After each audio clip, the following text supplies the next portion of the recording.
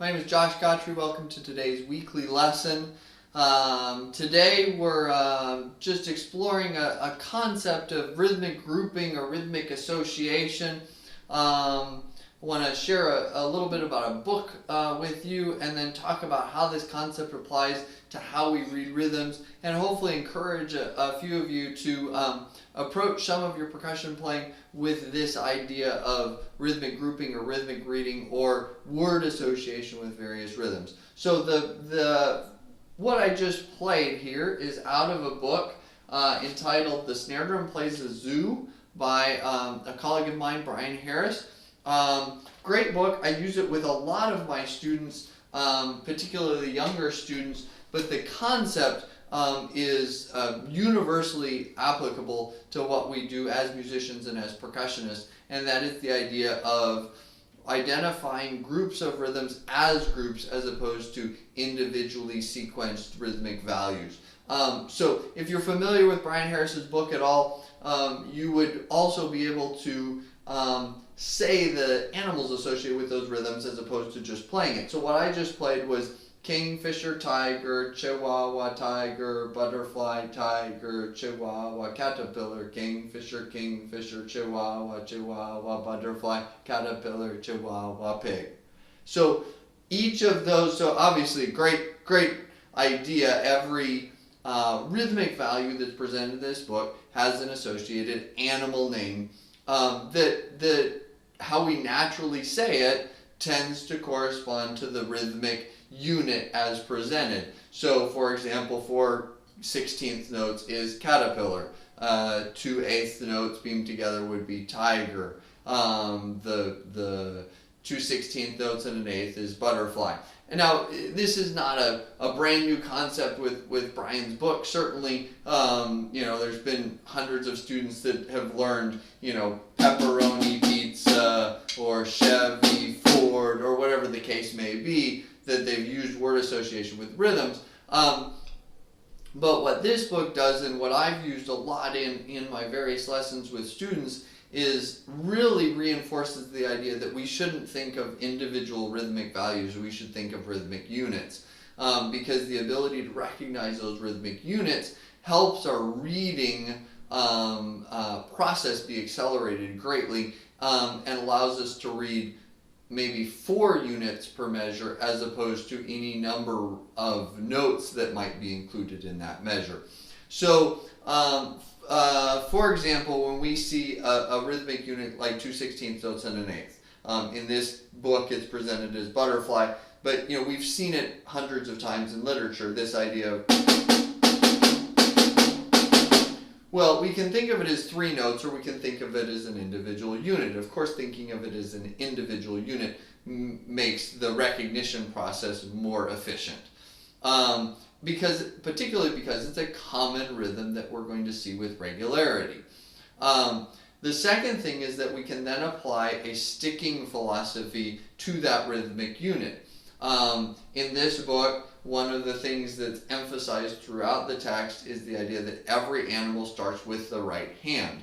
And so whether you have caterpillar or butterfly or tiger, every one of those starts with the right hand. All animals start with the right hand, so every rhythmic unit starts with the right hand.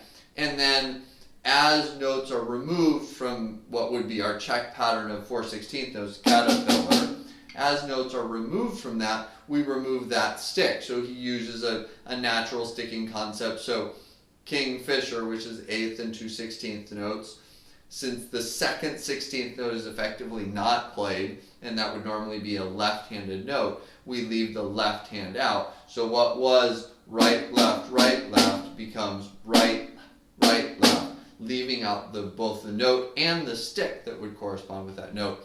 So the consistency of presentation or consistency of message helps establish the predictability of not only recognizing the rhythmic unit, but also recognizing the corresponding sticking for that rhythmic unit. Granted, it would take a lot of effort to come up with word association for every rhythm you might encounter. in this text, and certainly in my philosophy, the only thing we really need to do is make sure we have familiar rhythmic units, or recognize familiar rhythmic units as that. And then when those odd ones come up that are less common or less familiar, we can count those as individual note values or rest values and figure them out. But all the rest of them that we see as rhythmic units. So a couple ways that you can approach this, and some things that you can do to get better at this. Number one, take whatever music you're working on, whether it be for drum set or snare drum or keyboard percussion instrument, take whatever music you're working on and find the commonly held rhythmic values. If it's in 6/8, that might be, a dotted quarter note, or 3/8 notes, or 6/16 notes, or 1/8, 2/16 and an 1/8. If it's in 4/4 or 2/4, you're going to find a lot of the same rhythms that I just presented in that short little exercise. An 1/8 and 2/16, or 2/16 and an 1/8, or 4/16 notes, or a pair of 1/8 notes. So recognize what are the rhythmic units that are appearing with great frequency in the music you're playing, and start to play those, both perform those and read those as units as opposed to individual note values. The second thing would be to start to broaden that vocabulary to a wider set of notes. And there's a bundle of different ways that you could approach that. On my website, GottryPercussion.com, under the Percussion Resources tab, there's a handful of what I call rhythm drills. And those rhythm drills are one measure rhythmic patterns, and then etudes that incorporate a set of about 16 different rhythmic drill units, and only those rhythmic values. And these rhythm drills are sequential in that they become gradually more complex. The first set only uses quarter notes and 1/8 notes. As you move through, you get into different 16th note figures and some syncopation involved there. So using rhythm drills, students that have access to, there's a number of books that are rhythmically geared. I think of Ted Reed's Syncopation, that has a variety of different rhythmic units that you can become familiar with, that are repeated over and over again and then presented in an etude fashion. Or even for those of you who have access to college texts, sight-singing books tend to have units that are rhythmic values only, and they're usually very well sequenced in a logical progression to group units together. Or if you want, go ahead and pick up Brian Harris's book, Snare Drum Plays the Zoo, which presents mostly 4/4 rhythms, but also does spend a little time in 6/8 as well, 6/8 and 12/8, and those type of rhythmic groupings.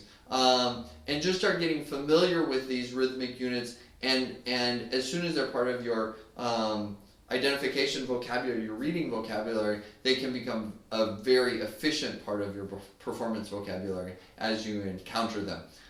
Particularly for younger students, I recommend the sooner you recognize rhythmic units as units as opposed to a string of rhythms, the better off you are. So, hope that helps.